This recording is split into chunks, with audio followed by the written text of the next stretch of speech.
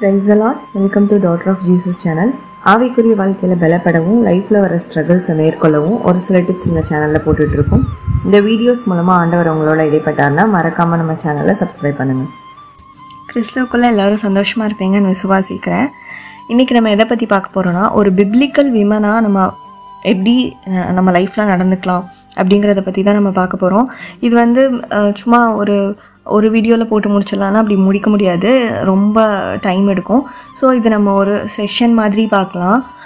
நான் ரட்சிக்கப்பட்ட நாள்லேருந்து நான் அதிகமாக வாசித்த வேத பக்தி வந்து சங்கீதம், நீதிமொழிகள்.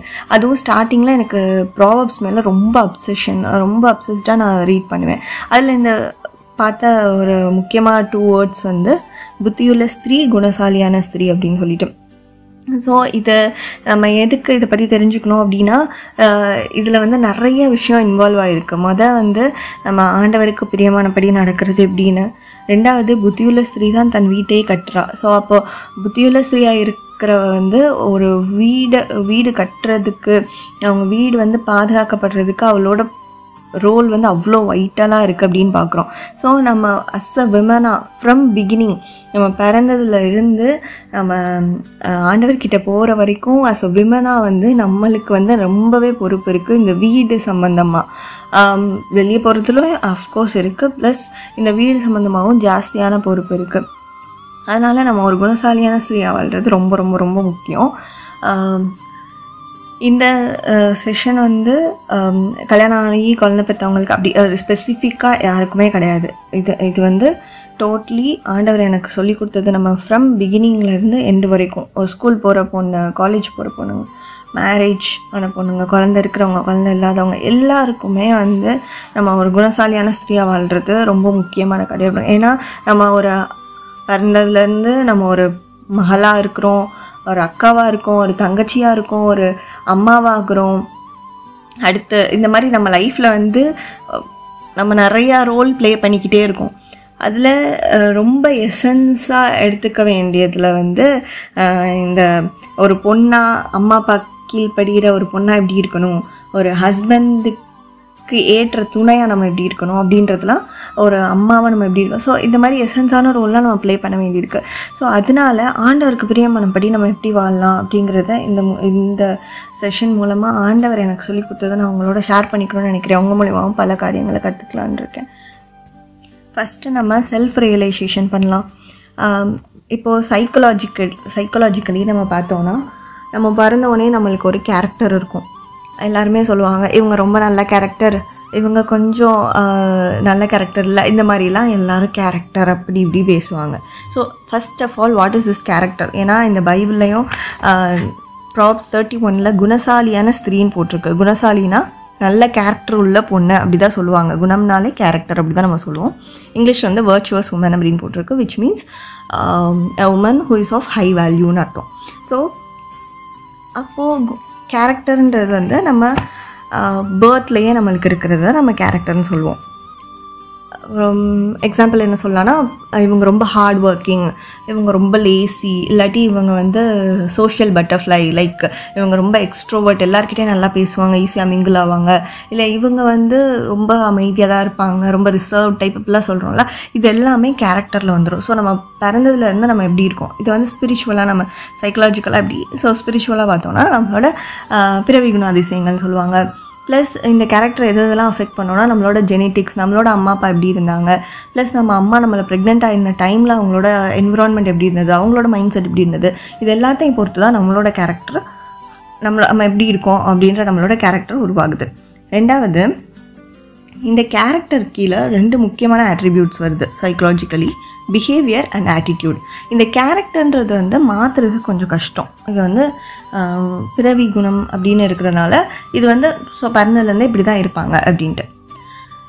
இந்த கேரக்டர் கீழே 2 சப் கேரக்டர்ஸ் வருது. அது என்னதுன்னா பிஹேவியர் அண்ட் ஆட்டிடியூட். ஸோ இது ரெண்டும் வந்து டைம் டு டைம் சேஞ்ச் ஆகிக்கிட்டே இருக்கும். நம்ம சின்ன வயசில் ஒரு மாதிரி, அடுத்த நம்மளோட சிச்சுவேஷன் படி ஒரு மாதிரி, நம்ம பாஸ்டில் நம்மளுக்கு நடந்த விஷயங்கள் வச்சு ஃப்யூச்சரில் ஒரு மாதிரி. ஸோ இது வந்து இட்ஸ் நாட் என்ன சொல்கிறது, இது வந்து பெர்மனண்ட் கிடையாது. இது வந்து டைம் டு டைம் இது சேஞ்ச் ஆகிக்கிட்டே இருக்கும். ஸோ இப்போ பிஹேவியர்னால் என்ன, ஆட்டிடியூட்னா என்ன அப்படின்னு பார்க்கலாம். ஃபஸ்ட்டு ஆட்டிடியூட் அப்படின்னா நம்ம ஒரு விஷயம், நம்மளுக்கு முன்னாடி ஒரு விஷயம் நடக்குதுன்னா அதை பற்றி நம்ம எப்படி நம்ம மைண்டுக்குள்ளே திங்க் பண்ணுறோம், நம்மளோட இன்டர்னல் தாட்ஸ் எப்படி இருக்குது.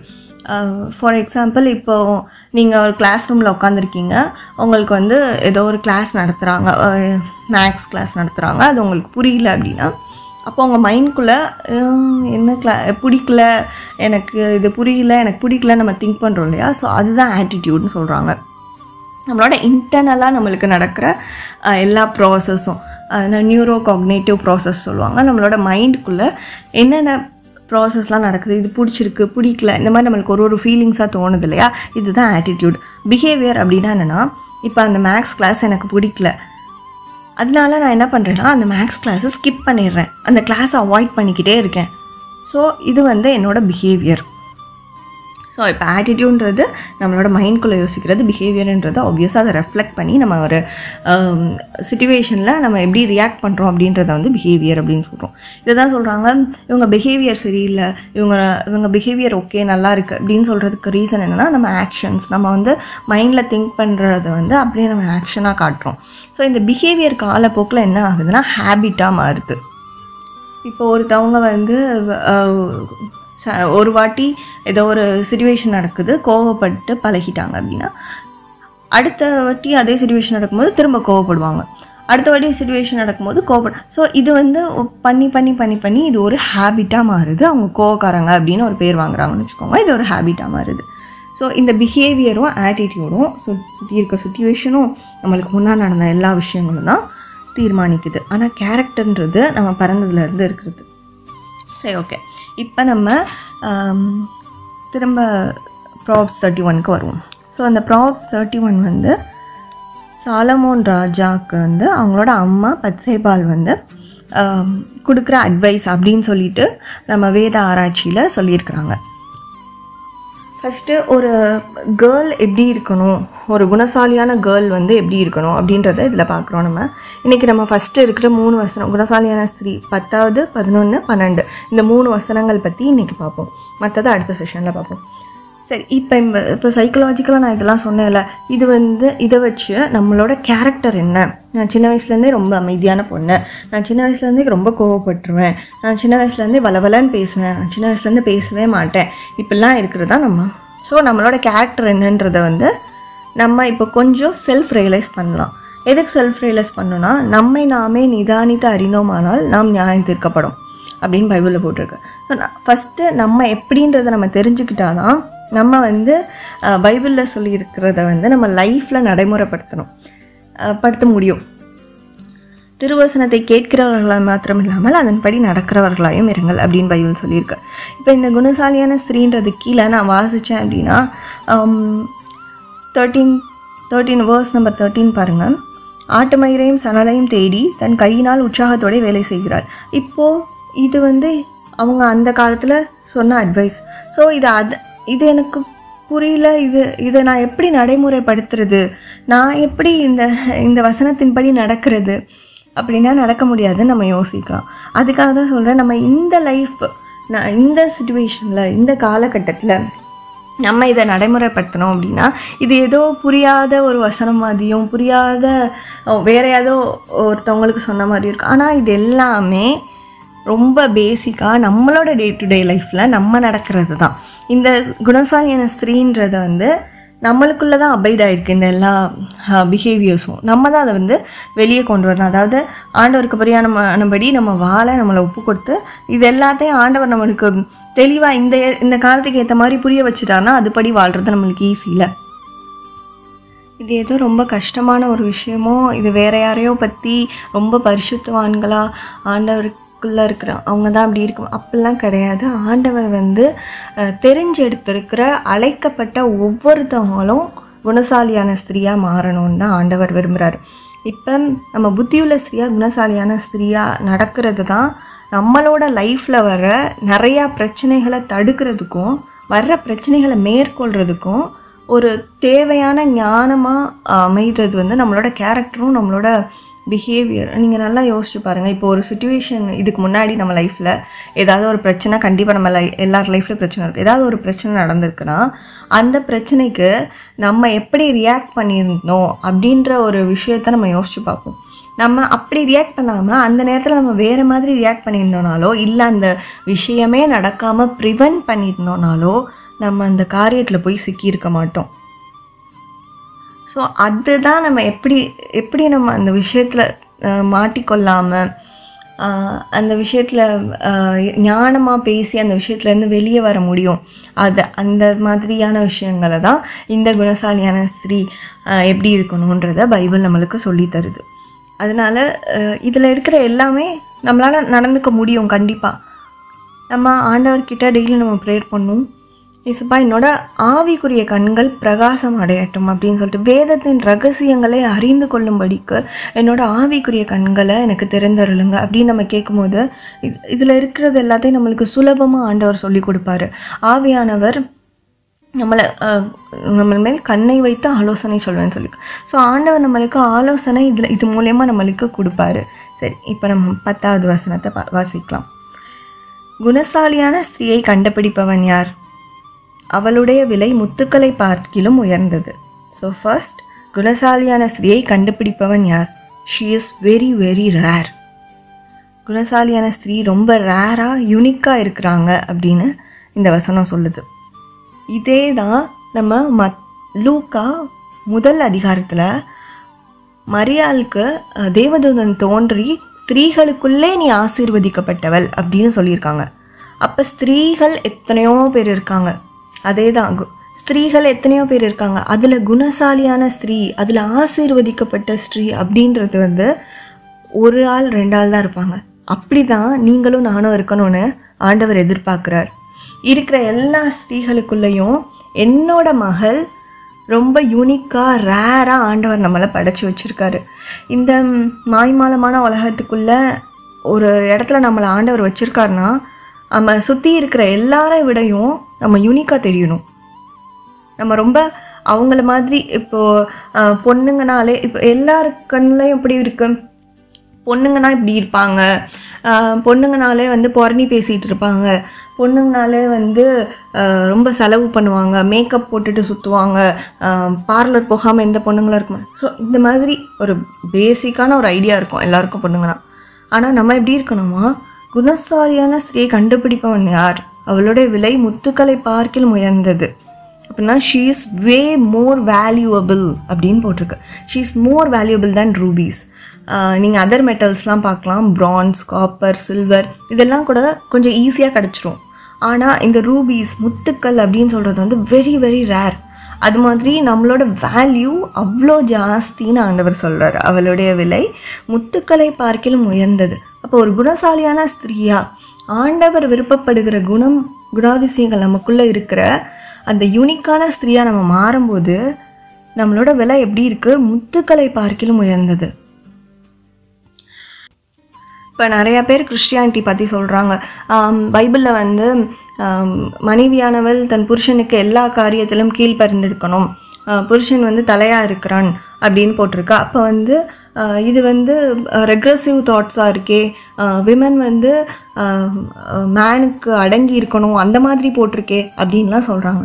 ஆனால் இதில் பாருங்கள், ஆண்டவர் நீதிமொழிகள் பழைய ஏற்பாட்டிலேயே என்ன சொல்லிட்டார்னா, அவளுடைய விலை முத்துக்களை பார்க்கிலும் உயர்ந்தது, அவள் ரொம்ப வேல்யூபிள்னு சொல்லியிருக்காரு. ஆண்டவரோட கண்களில் நம்ம வேல்யூபிளாக இருக்கோம். இப்போ எத்தனை பொண்ணுங்க யோசிச்சு பாருங்கள். நான் குட்டையாக இருக்கேன், நான் குண்டாக இருக்கேன், நான் கருப்பாக இருக்கேன், எனக்கு முடி கம்மியாக இருக்குது, இப்படி எவ்வளவோ விஷயம் பற்றி கவலைப்பட்டுட்ருப்போம். அது நம்மளோட பார்வைக்கு, நம்மளை சுற்றி இருக்கிற அந்த சொசைட்டியில் இருக்கிற பார்வைக்கு அப்படி தெரியும். இன்னொரு விஷயம் என்னென்னா, நீங்கள் இப்படி இருக்கீங்கன்னு உங்களை லேபிள் பண்ணுறதே மேக்ஸிமம் ஒரு பொண்ணாக தான் இருப்பாங்க. மேக்ஸிமம் எந்த ஒரு பையனும் நீ என்ன இப்படி குட்டையாக இருக்க, இவ்வளோ கருப்பாக இருக்க அப்படின்னு சொல்கிறது பசங்களை காட்டிலும் பொண்ணுங்க தான் இன்னொரு பொண்ணுங்களை நீ என்னை விட கருப்பாக இருக்க, நீ அழகா இல்லை அப்படிலாம் பேசுகிறது. ஆனால் ஆண்டவர் நம்மளை படைத்த நம்ம தேவன் சொல்கிறாரு, அவளோட விலை முத்துக்களை பார்க்கிலும் உயர்ந்தது. நம்ம ரொம்ப வேல்யூபிள். ஆண்டவரை அறிஞ்சிக்கிட்டு அவரோட ரத்தத்தினால் கழுவப்பட்டிருக்கோம். நம்ம யோசிச்சு பாருங்கள், இவ்வளோ பெரிய ஒரு பிளெஸ்ஸிங் ஆண்டவர் நம்மளுக்கு கொடுத்துருக்காரு. we are so valuable in his eyes.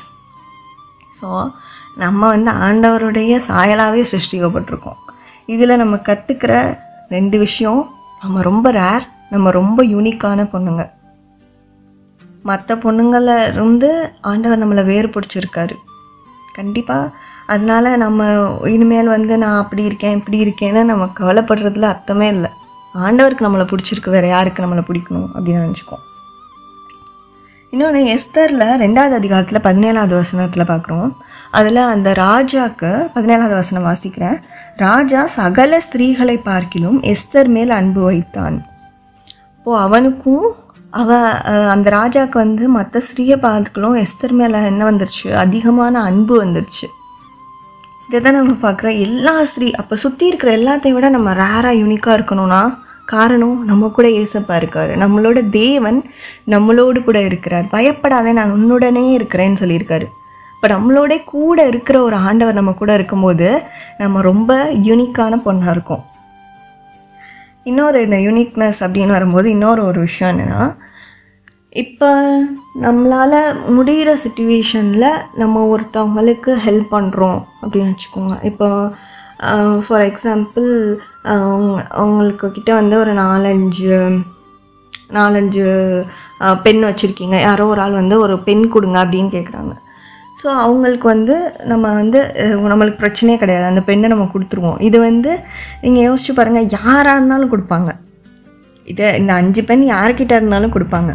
ஆனால் what makes you unique and rare அப்படின்னா, உங்களுக்கு பிடிக்காத ஒருத்தவங்க, அவங்களுக்கு பிடிக்கவே பிடிக்காது அவங்க வந்து உங்கள்கிட்ட ஒரு ஹெல்ப் கேட்டு, ஆனால் ஆண்டவர் நிமித்தம் ஆண்டவர் என்ன சொல்லியிருக்கிறாரு, உங்களை சபிக்கிறவங்கள ஆசீர்வதிங்க, அவங்கள வந்து பிடிக்காதவங்கள நீங்கள் நேசிங்க, உங்கள் சத்துருக்களை நேசிங்க. ஸோ அப்போ நீங்கள் என்ன பண்ணுறீங்க, அவங்களை பிடிக்காத, அவங்களுக்கு துரோகம் பண்ணிட்டாங்க, அவங்களுக்கு என்னமோ பண்ணிட்டாங்க, உங்களுக்கு ஃபுல்லாக கெடுதல் தான் பண்ணியிருக்காங்க, ஆனால் அவங்க ஒரு ரொம்ப டேஞ்சரான ஒரு சுச்சுவேஷனில் இருக்காங்க. ஸோ அவங்கக்கிட்ட வந்து ஹெல்ப் கிடைக்குமான்னு எதிர்பார்க்குறாங்க அப்படின்னா, அப்போது நம்ம அந்த ஹெல்ப்பை பண்ணோன்னா we are unique there. ஏன்னா அதை எல்லா பொண்ணுங்களும் பண்ண மாட்டாங்க. அந்த இடத்துல நம்ம ஒரு குணசாலியான ஸ்திரீயாக ஆண்டவர் முன்னாடி நம்ம அறியப்படுவோம். இப்போது எனக்கு தெரிஞ்ச ஒரு பொண்ணு ஐடியில் ஒர்க் பண்ணுறா. அவள் சொல்லுவாள் என்கிட்ட, இந்த மாதிரி வீக்கெண்ட்லலாம் பார்ட்டிஸ் வைப்பாங்க. ஸோ அப்போ நம்ம கூட போக வேண்டியது இருக்கும். அப்படி நம்ம போகல, இல்லை நம்ம போயிட்டோனாலும் அவங்க எல்லோரும் ஆல்கஹாலெல்லாம் எடுப்பாங்க. பட் நம்ம எடுக்கலைன்னா அது லுக்கஸ் டிஃப்ரெண்ட், நம்மளை டிஃப்ரெண்ட்டாக பார்ப்பாங்க.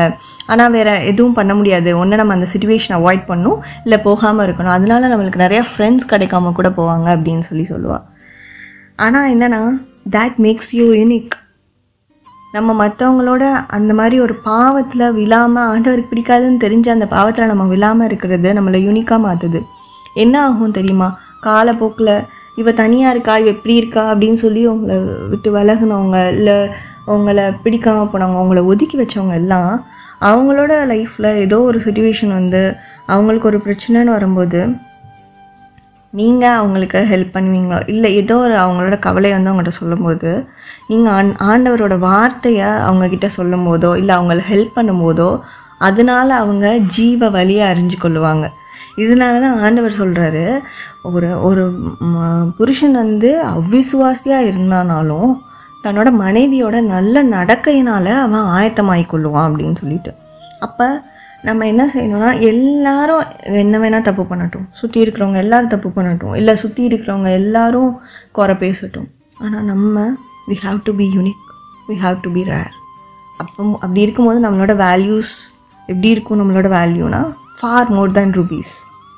நம்ம வந்து ரொம்ப தேடி அலையிற தேடினாலும் இந்த மாதிரி ஒரு பொண்ணு கிடைக்காது. அந்த மாதிரி ஒரு பொண்ணாக நம்ம இருக்கணும்னா நம்ம we have to be very very disciplined under God's eye. அடுத்து 2வது வசனம், 11வது வசனம் பார்ப்போம். அவள் புருஷனுடைய இருதயம் அவளை நம்பும். So she is a trustworthy girl. 2வது நம்ம பார்க்குறோம் ட்ரஸ்ட்வர்த்தி, அவங்கள வந்து நம்பலாம் அப்படின்னு சொல்கிறாங்க. நம்பிக்கைன்றது வந்து இது வந்து நிறையா விஷயத்தில் நம்பிக்கை அப்படின்னு சொல்லிட்டோன்னா அதுக்குள்ளே வந்து நிறையா விஷயம் வரும். ஃபஸ்ட்டு வார்த்தையில் நம்பிக்கை, அவங்க சொன்ன வார்த்தையை காப்பாற்றுவாங்க, இல்லை அவங்க உண்மையை தான் பேசுவாங்க, அவங்க வந்து ஒரு விஷயம் சொல்லிட்டாங்கன்னா அது கண்டிப்பாக நம்மளுக்கு பண்ணி கொடுத்துருவாங்க, ஏமாற்ற மாட்டாங்க. ஸோ இது வார்த்தையில் நம்பிக்கை. ரெண்டாவது நடத்தையில் நம்பிக்கை. அவங்க வந்து ஒரு விஷயம் சொல்லிட்டு அதுக்கு வித்தியாசமாக பண்ண மாட்டாங்க. அவங்க வந்து நல்ல கேரக்டர் தான், நல்ல விஷயத்தில் தான் பண்ணுவாங்க. அவங்க ஒரு தப்பான வழியில் போக மாட்டாங்க. அவங்க ஹோலி ஸ்பிரிட் கைடன்ஸில் இருக்கிறனால அவங்க தப்பான வழியில் இருப்பாங்க. ஸோ இந்த மாதிரி நடத்தையில் நம்பிக்கை. இன்னொன்று திங்ஸ் ஹேண்டில் பண்ணுறதுல, அதாவது நம்ம கையில் இப்போ வந்து நம்ம ஒரு 10,000 rupees சம்பாதிக்கிறோன்னா நம்ம அந்த காசை எப்படி நம்ம செலவு பண்ணுறோம். ஸோ அதில் ஒரு நம்பிக்கைன்றது வந்து எல்லா விஷயத்துலேயும் வரும். இந்த விஷயம். இன்னொரு நம்பிக்கைன்றது ஒருத்தவங்க நம்மக்கிட்ட வந்து அவங்களோட விஷயங்களை பற்றி ஷேர் பண்ணும்போதோ, அவங்களோட பிரச்சனைகளை சொல்கிறப்பையோ, இது எல்லாத்தையும் நம்ம பொறுமையாக சப்போர்ட்டிவாக அவங்களுக்கு லிசன் பண்ணி அவங்களோட பிரச்சனைகளை கேட்டு அதுக்காக ஜெபம் பண்ணுறதோ, அதுக்கு அவங்களுக்கு ஒரு நல்ல கவுன்சிலிங் கொடுக்குறதோ, இதெல்லாம் பண்ணுறதோ, இதுவும் இதில் வருது. நம்பிக்கை. நம்பும், அவளோட இருந்தேன் நம்பும். நம்ம யாருக்கும் துரோகம் பண்ணாமல், யாரையும் தப்பாக பேசாமல், முன்னாடி ஒன்று பேசிட்டு பின்னாடி ஒன்று பேசுகிறது. இன்னொன்று அது வந்து பைபிளில் ரொம்ப அதை பற்றி ரொம்ப அது தப்பான செயல்னு போட்டிருக்கு. 2 பண்ணுதல் வெள்ளி சூனிய பாவத்துக்கு ஒப்பாக இருக்கிறது அப்படின்ட்டு. ஒருத்தவங்க மூஞ்சி முன்னாடி ஒரு மாதிரி பேசுகிறது. நான் நிறையா பேர் என் லைஃப்பில் அந்த மாதிரி பார்த்துருக்கேன், நீங்களும் கண்டிப்பாக பார்த்துருப்பீங்க. அவங்க மூஞ்சி முன்னாடி வந்துட்டு நல்லா சந்தோஷமாக அவங்கள ரொம்ப பிடிச்சிருக்க மாதிரி பேசுவாங்க, பின்னாடி போயிட்டு நம்மளை பற்றி தப்பாக பேசுகிறது, இல்லாது பொல்லாது சொல்கிறது. ஸோ இந்த மாதிரிலாம் இல்லாமல் நம்பும் அப்படின்னா இது வந்து மெயினாக நான் மேரேஜ் ஆன பொண்ணுங்களுக்கு சொல்ல விரும்புகிறேன். இப்போது சப்போஸ் நம்மளோட ஹஸ்பண்ட் வந்து ஏதாவது ஒரு ப்ராப்ளமில் மாட்டிக்கிட்டாங்க, இல்லை ஆஃபீஸில் வேலை போயிடுச்சு, ஃபினான்ஷியலாக ஸ்ட்ரகிள் பண்ணுறீங்க, இந்த மாதிரி ஏதாவது ஒரு பிரச்சனை வந்தால் அவங்களோட பிரச்சனைகள் என்னன்னு நம்ம கேட்டு அதுக்கு வந்து ஒரு ப்ராப்பர் நம்மளால் சொல்யூஷன் கண்டுபிடிக்க முடியல, நம்மளால் வந்து அதுக்கு ஹெல்ப் பண்ணவே முடியலனாலும் அவங்க என்ன பேசுகிறாங்களோ அதை லிசன் பண்ணி பொறுமையாக அந்த சிச்சுவேஷனில் அவங்கள சாந்தப்படுத்தி அமைதிப்படுத்துறதுக்கு நம்ம வந்து ஹெல்ப் பண்ணணும். அவளுடைய புருஷனுடைய இருதயம் அவளை நம்பும்னு சொல்கிறது, நான் இப்போ சொன்ன எல்லா விஷயங்கள்லையும் நம்மளோட வார்த்தையில் நம்ம ரொம்ப கேர்ஃபுல்லாக இருக்கணும். ஒருத்தன் வந்து அவனோட வார்த்தைகள்னால தான் நீதிமானாக தீர்க்கப்படுவான் அப்படின்னு சொல்லி மேத்யூ 12 போட்டிருக்கு. ஸோ நம்ம வந்து ஒரு நீதிமானா இல்லையான்றதே வந்து நம்மளோட வார்த்தைகள், நம்ம பேசுகிற வார்த்தைகள் தான் எல்லாத்தையும் டிசைட் பண்ணுது. நம்ம வார்த்தையில் உண்மையாக இருக்கணும். இப்போ நான் லவ் பண்ணுற பொண்ணுங்க யாராவது இருந்தாங்கன்னா அவங்களுக்கு நான் கேட்குறேன், இப்போ நம்ம வந்து எல்லோ லவ்வாக ஃப்ரெண்ட்ஷிப், ஓகே, ஒரு ஃப்ரெண்ட்ஷிப்பாக ஒரு பையன் கூட நீங்கள் பழகுறீங்கன்னு வச்சுக்கோங்க. அந்த பையன்கிட்டக்க வந்து ஃபேக்காக ஒரு நம்பிக்கை கொடுக்குற மாதிரி, ஃபேக் ஹோப் கொடுக்குற மாதிரி பேசுகிறது, இல்லாட்டி அவங்கக்கிட்ட வந்து அவங்களே நம்பியே வந்து நான் கல்யாணம் பண்ணிக்கிறேன், இந்த மாதிரி ரொம்ப ஆப்வியஸாக அவங்களுக்கு ஒரு ப்ராமிஸ் பண்ணிவிட்டு அதை வந்து நம்ம மீற சிச்சுவேஷன் வந்துடும் அடுத்து. ஸோ இந்த மாதிரிலாம் இருந்தீங்கன்னா வந்து அது வந்து ஆண்டவர் பார்வையிலையும் அது தப்பு. நம்ம ஒருத்தவங்களுக்கு ப்ராமிஸ் பண்ணிவிட்டு அதை மீறுறது. அதனால தான் வீணாக பேசின ஒவ்வொரு வார்த்தைக்கும் நம்ம நியாய தீர்ப்பு நல்ல கணக்கு ஒப்புவிக்க வேண்டியது இருக்குது அப்படின்னு பைபிளில் போட்டிருக்கு. தன் நாவை காக்கிறவன் தன் ஆத்மாவை காக்கிறான். அப்போ நம்மளோட வாயை வந்து நம்ம ரொம்ப கேர்ஃபுல்லாக பயன்படுத்தணும். ஸோ இந்த நம்பும் அப்படின்னா உங்களை ஒருத்தவங்க நம்புகிறாங்க அப்படின்றப்போ நீங்கள் ஒருத்தவங்க கிட்ட ஃபேக் ப்ராமிஸ் கொடுக்குறதோ, ஒருத்தவங்கள ஃபேக்காக சும்மா கொஞ்ச நாளைக்கு ஏமாத்தும் அப்படின்னு நினைக்கிறதோ, இது எதுவுமே பண்ணக்கூடாது. நம்ம ஆண்டவரோட பிள்ளைங்களாக இருக்கும்போது நம்ம ஆண்டவருக்கு பயந்து நம்பிக்கைக்கு உரியவங்களாக நம்ம இருக்கணும். ஓகே, இவ சொன்னால் பண்ணிடுவாப்பா, இவ சொன்னால் கண்டிப்பாக நடந்துடும் அப்படின்னு சொல்லிட்டு ஒரு நம்பிக்கை வந்து நம்ம மேலே வரணும். இதே நம்பிக்கை தான் நம்மளோட பெற்றோருக்கும் நம்ம மேலே வரணும். நம்ம ஒரு குணசாலியான ஸ்திரியாக இருக்கணும் அப்படின்னா நம்மளோட பெற்றோர் நம்மளுக்கு அந்த டைமில் என்ன கொடுத்துருக்காங்க, நம்மளுக்கு என்ன வேலை இருக்கோ, இப்போ படிக்கிறதுனா படிக்கிற வேலை, இல்லை நம்ம வந்து ஏதோ ஒரு விஷயத்தில் நம்ம அவங்களுக்கு பிடிக்காத ஒரு விஷயமே பண்ணிட்டோம்னாலும் நம்ம உண்மையை சொல்லிடலாம். உண்மையை சொல்லி தைரியமாக அந்த டைமில் நம்ம முடிவெடுக்கணும். இப்போ நிறையா பேருக்கு வந்து என்ன ஆகுதுன்னா, நிறைய பொண்ணுங்களுக்கு வந்து ஃபஸ்ட்டு பின்னாடி வரப்போகிற எந்த சிச்சுவேஷன் பற்றி யோசிக்காமல் ஒரு நம்பிக்கையோ ஒரு ப்ராமிஸோ கொடுத்துட்றாங்க. கொடுத்தக்கப்புறம் ஆனால் அவங்களால அது வந்து நிறைவேற்ற முடியாமல் போயிடுது. நிறைவேற்ற முடியாமல் போகிறப்ப அந்த நேரத்தில் அவங்களே அறியாமல் அவங்க வந்து அந்த இடத்துல ஒரு பொய் பேசவோ பொய்யா நடந்துக்கவோ வேண்டியிருக்கு, ப்ராமிஸ் பிரேக் பண்ண வேண்டியிருக்கு. ஸோ அந்த ப்ராமிஸ் பண்ணுறவங்களுக்கு அந்த சிச்சுவேஷன் ஹேண்டில் பண்ணுற தைரியமும் இருக்கணும். ஏன்னா நீங்கள் வந்து இஃப் சப்போஸ் உங்களால் வந்து அந்த சிச்சுவேஷன் ஹேண்டிலே பண்ண முடியாது, எங்கள் பேரண்ட்ஸ்கிட்ட போய் பேச முடியாதுன்னா நம்ம அந்த சிச்சுவேஷனை உருவாக்காமல் இருக்கிறது ரொம்ப ரொம்ப ரொம்ப நல்லது. அவன் சம்பத்து குறையாது, அவன் ஹஸ்பண்டோட வேல்யூவை குறையாதபடி பார்த்துக்குவாங்க அந்த ஒய்ஃப் அப்படின்னு போட்டிருக்கு. ஸோ ஆப்வியஸாக அவங்களோட சம்பத்து குறையாதுன்னா இவங்க என்ன பண்ணியிருப்பாங்கன்னு யோசிச்சு பாருங்கள்.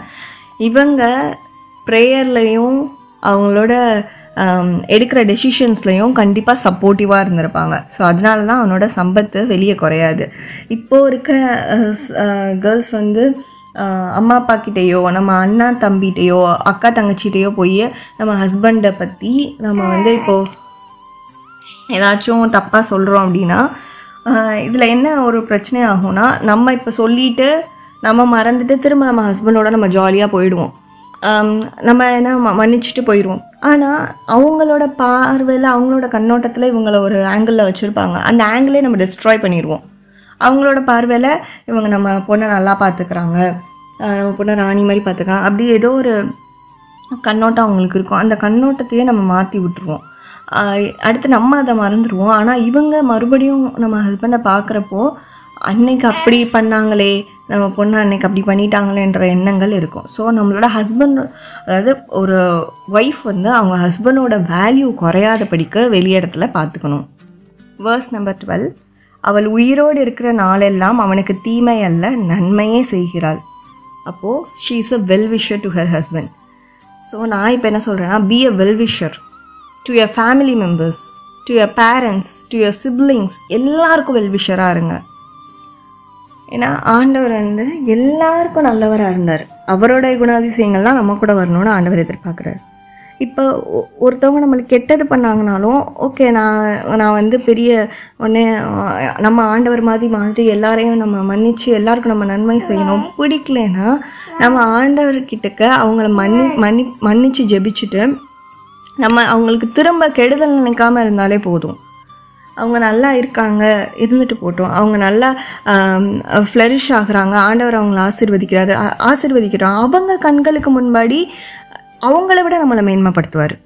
அவங்க தப்பு பண்ணியிருந்தாங்கன்னா அவங்க கண்களுக்கு முன்னாடி கண்டிப்பாக சத்துருக்களுக்கு முன்பாக பந்தியை ஆயத்தப்படுத்தி தலை எண்ணெயினால் அபிஷேகம் பண்ணுற தேவன். இப்போ ஆண்டவர் நிச்சயம் பண்ணுவார்.